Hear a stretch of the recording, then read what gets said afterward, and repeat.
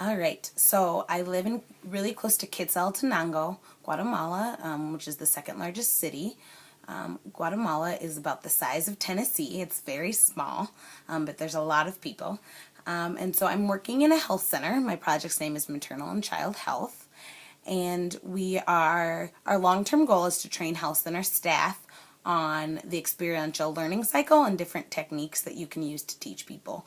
So sometimes what the thing is you'll see a staff member have to give a health talk with mothers, and what the talk will be was someone reading off a pamphlet.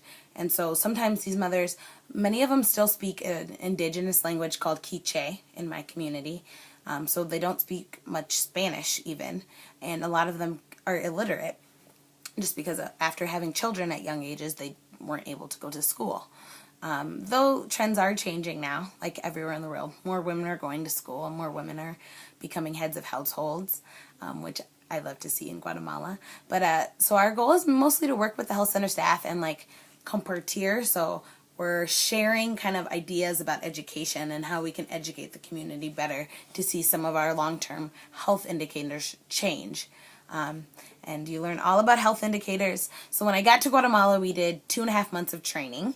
So we did the first 2.5 months, we went to site for 4 months, and then we did 2 more weeks of training. And this second training was more focused on work skill training, on a tech training for your actually being out in the field.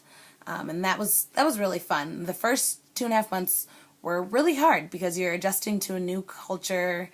The first few weeks, I guess, the whole 2.5 months was not bad.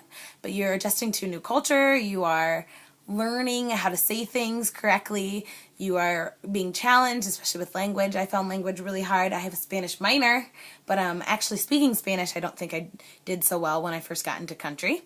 So now I can speak Spanish much better.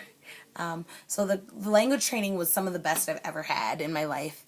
It was great because you were there, everything was they used the experiential learning cycle, so they made sure as an adult you were able to have motivation for every topic that they brought to you in Spanish, and then you pick it up very quickly when you are immersed in the language and you're speaking it every day. It was crazy, but through language, you're able to make such a connection, and if you don't have that communication piece, the rest of your work is it's very hard to complete. And so I'm really glad that I had great Spanish instructors. I have Gladys, who's my Spanish instructor personally, and we are still best friends. I still call her when I have problems, especially if it's related to language. And then, so during training, you stay with the family, you live with the host family, so you get used to living with the host family. You eat all of your meals with the family, but you're also able to go out and have freedom to like see the communities that you're training in. And we actually did some work in one of the communities that we did training in to kind of get ready for site.